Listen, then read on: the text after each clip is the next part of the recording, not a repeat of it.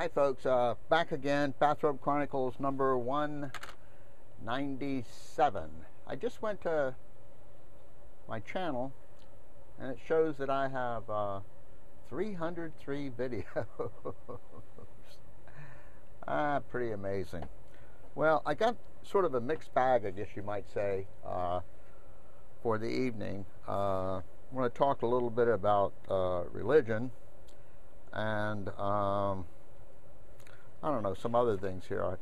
But before I start, I want to make a correction for the previous one, which I assume was 196. Yeah. A couple of corrections. I think I mentioned there was a young lady, a 14-year-old, who I believe was in Afghanistan. I can't remember. I didn't know if it was 100 or 200 lashes. I think it was 200.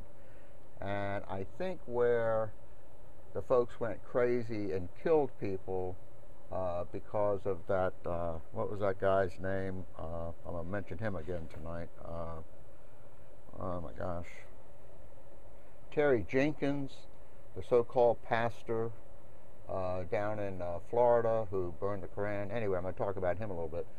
I think it was in Pakistan, not Afghanistan, where they murdered, I believe, at least 12 people. And there may have been one other thing I screwed up on last time, but now I can't remember what it was. But anyway, couple of things.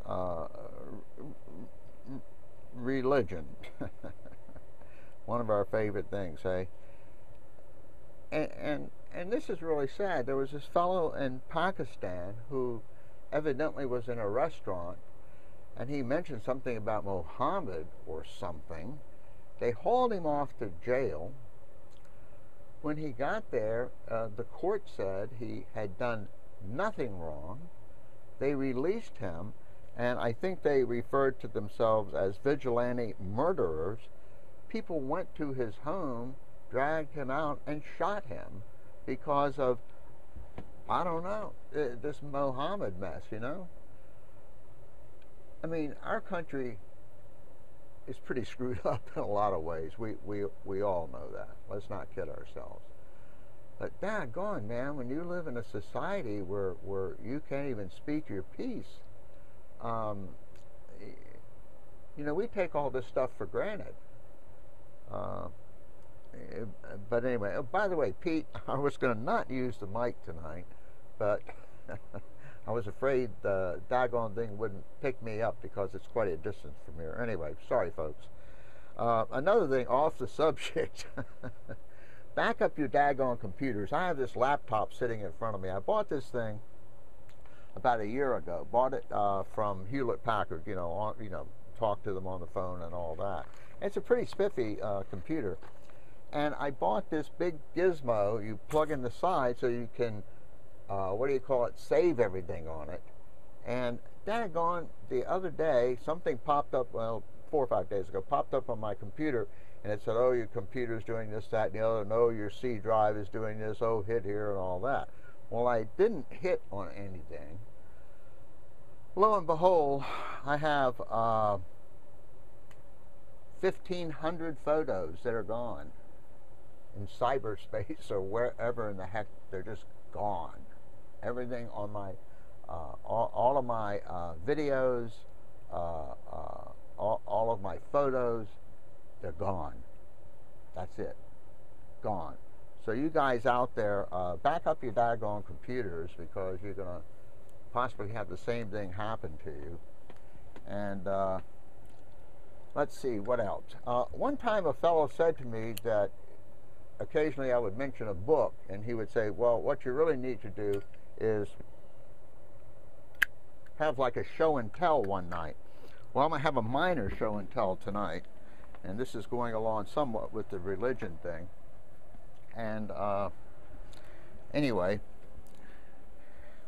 I'm not sure if you guys have seen this yet. Yes, I admit it, I bought the good book. I've gone to the other side. Well, not exactly. This is a book, if you can see in the bottom here, the good book, and then it says Humanist Bible, and it's by a philosopher, Grayling. The interesting thing is this is set up like a Bible. You know, it has like, you know, the columns in there, and it has different books, if you will, wisdom, histories, consolations, whatever that is, parables and all. And what this fellow did is he's a philosopher. Of course, he's an atheist, but he wrote this book, and it's a really thick mother here. It's almost 600 pages. And what he's done is he's gone back and looked at all the philosophers and so on and so forth, and came up with this book. And I admit, I'm also reading Stephen King's The Stand. I believe he's written 2, or published 2. The first one was 600 or 700 pages, and at that time, his manuscript, he had cut a bunch of stuff out. I'm reading the one that's 1,100 pages. He put the manuscript back in there. So I started this, but I haven't gotten very far in it. But it's interesting anyway. You might want to look at Amazon or whatever, or look for the reviews if you have any interest in buying this thing. And I was in the house, and I saw this book. I haven't read it yet. And I know this is going to be more flaky than usual tonight. But what the hell. This is called Writing Man, and it's by Mark Gardner, Gardiner. And I bought the DVD, which came out first, and then subsequently, after the DVD, he wrote the book. And I believe Mark was in his 40s. I'm not sure, but he had been a motorcycle racer, a road racer, you know, he raced on asphalt and all. And he decided he was going to the Isle of Man. And at the time, I believe he had lupus, but as I best remember the documentary, he sold everything he had. And there was a videographer fellow who he sort of packed up too. These gentlemen are from Canada. And Mark went to the Isle of Man. For those of you who don't know about the Isle of Man, it's in the Irish North Sea, I believe, and it is an island, the Isle of Man. And they have a race there every year. They race completely around the island, and the racetrack is 37.7 miles long, as I best remember. And it is most likely the epitome, if you will, of racing. And it is definitely, without a doubt, one of the most dangerous places anyone races. They race right through the cities, 37.7 miles around the island. Some of the speeds they get to, even going through the cities, 160 miles an hour, 170 miles an hour. And sadly, every year people are killed. You know, in other words, I don't think there's ever been an Isle of Man race where someone hasn't been killed. But if you have any interest in racing or anything, or if you've never heard of the Isle of Man, if you do a YouTube search, there's a bunch of stuff on YouTube. But this documentary was just fascinating. He he got a 10-speed bicycle or whatever, and was riding the island. He would stop and make notes at all the corners and all that kind of stuff, because, you know, they say it takes a long time to go over there and just even learn the track, you know, which way the corners are going to be braking and things like that. But he actually did reasonably well for a fellow who went over there, you know, his first year. But as I said, if you have any interest in racing of any kind, you would really love this thing. And you can do a search. I don't know what his documentary is called, but if you do a search for Mark Gardner, Gardiner, the book is Writing Man, and I'm looking forward to reading this. Oh, the film is called One Man's Island. Boy, this is a little different than most of them. I'm sorry. Oh, well, shoot me. What the heck? Okay. What else do I have? Religion. And this isn't funny. In North Carolina, there was a fellow who was the leader of a group called the Black Hebrews. And yes, he's a black gentleman. Or he's black. He surely isn't a gentleman. And he evidently, there was like a little cult kind of thing, as we normally say. And how many members he had, I don't know. But he ended up murdering, I believe, I know for a fact he murdered a child who I believe was 5 years old, shot him, I believe. And I believe murdered the child's mother.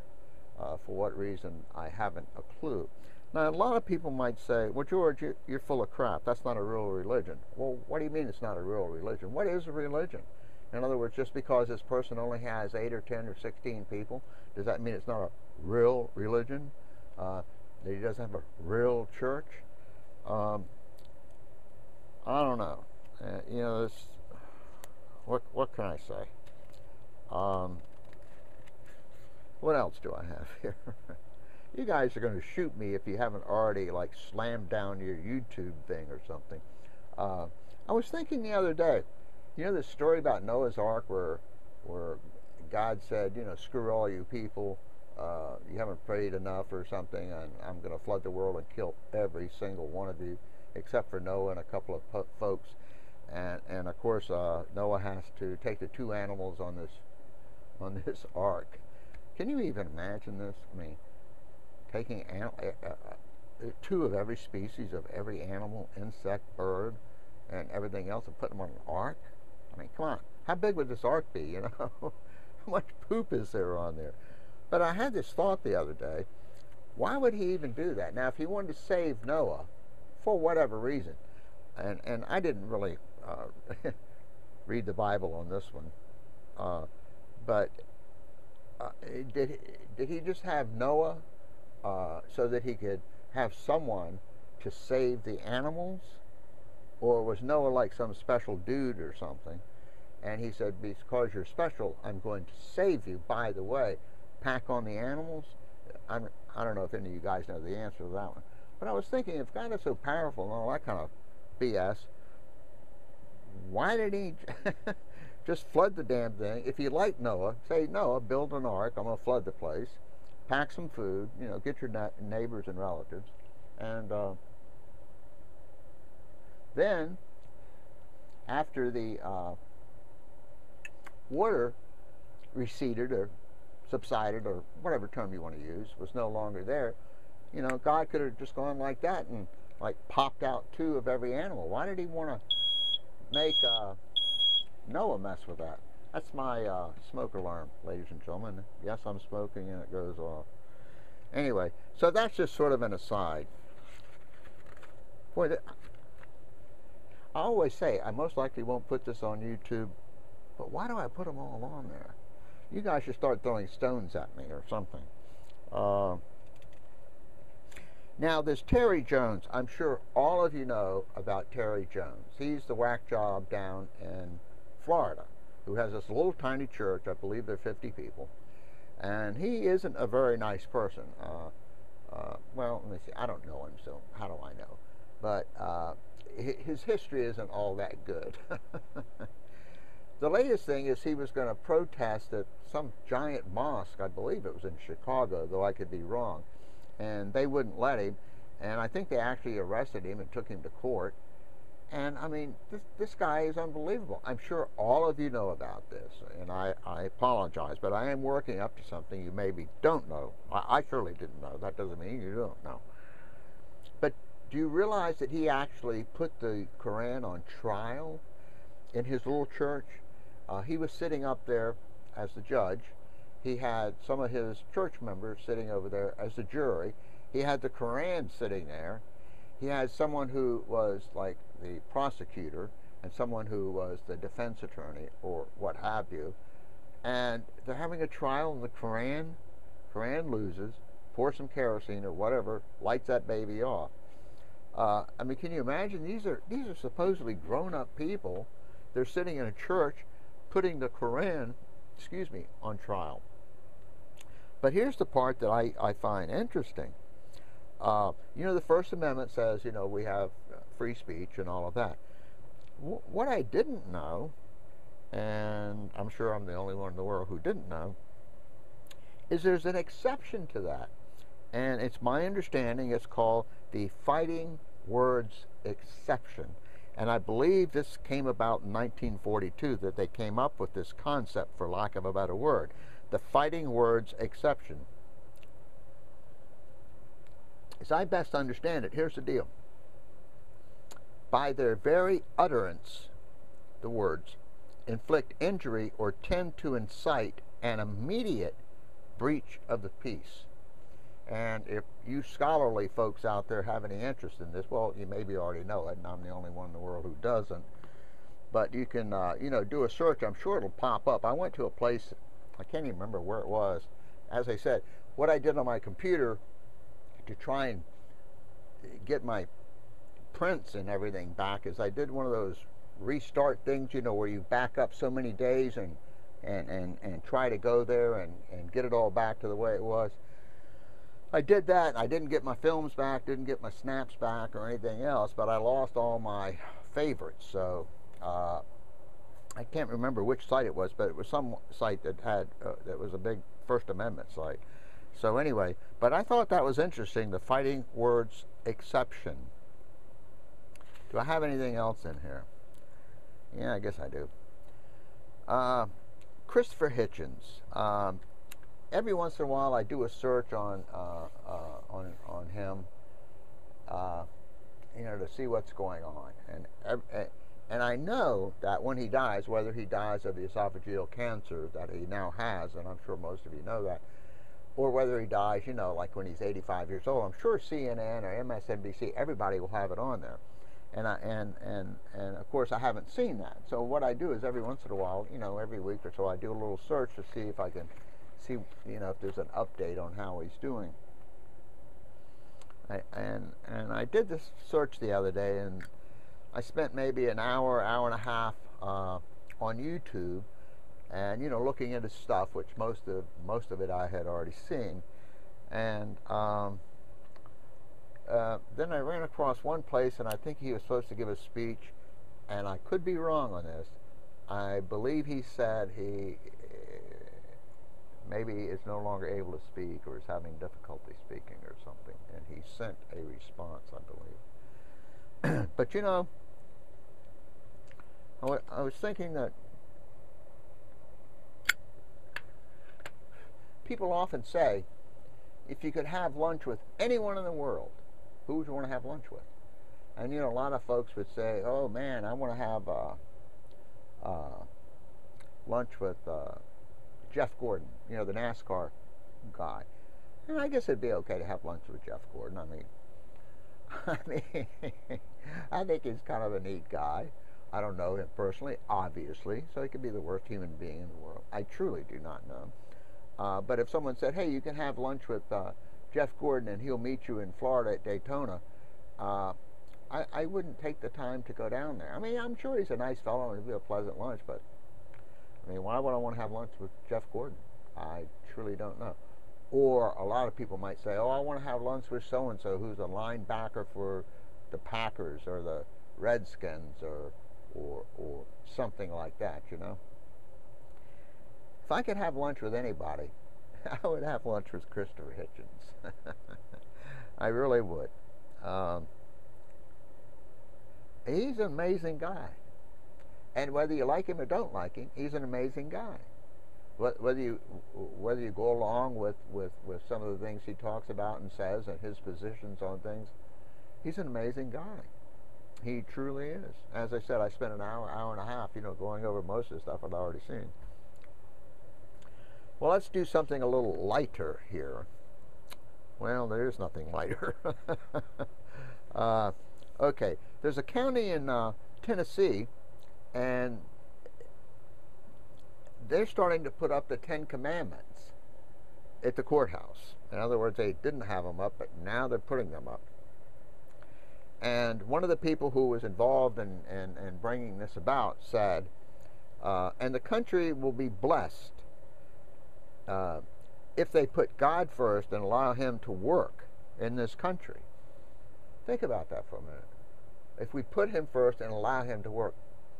He's the most powerful dude around, right? Are we making him, how is it we are not are we able to make him not work? Ah, gee whiz.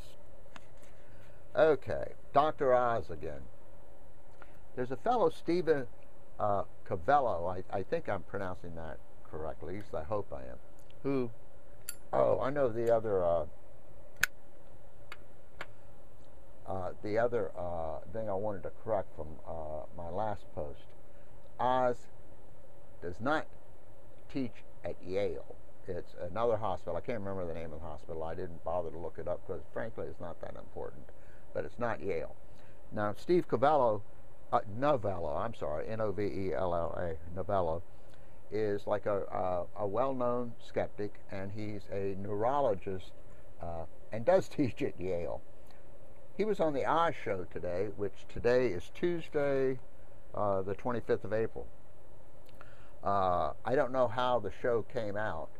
I saw a little clip of where Oz was announcing that he was going to be on the show, and I'm sure that'll be interesting. Anyway, I ended up, because of this, I went to Oz's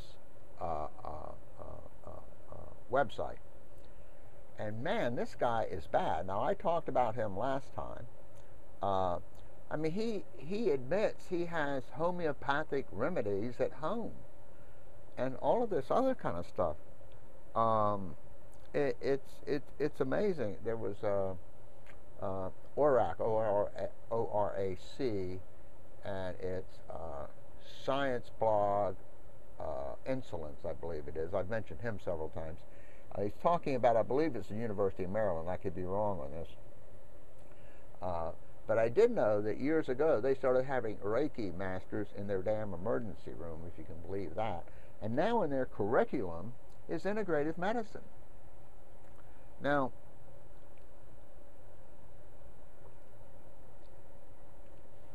I think it would be good for people who are in med school to understand what all of this stuff is out there. In other words, a survey course of some kind, saying, here's what this claims, here's what that claims, and so on and so forth.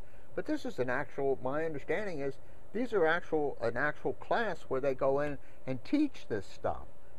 Teach homeopathy and all the other kind of BS, you know? Amazing. These are our hospitals, ladies and gentlemen. On my website, under the favorites, I've got some one or two about homeopathic ER. They're really good. They're these British fellows. I can't remember their names, but if you have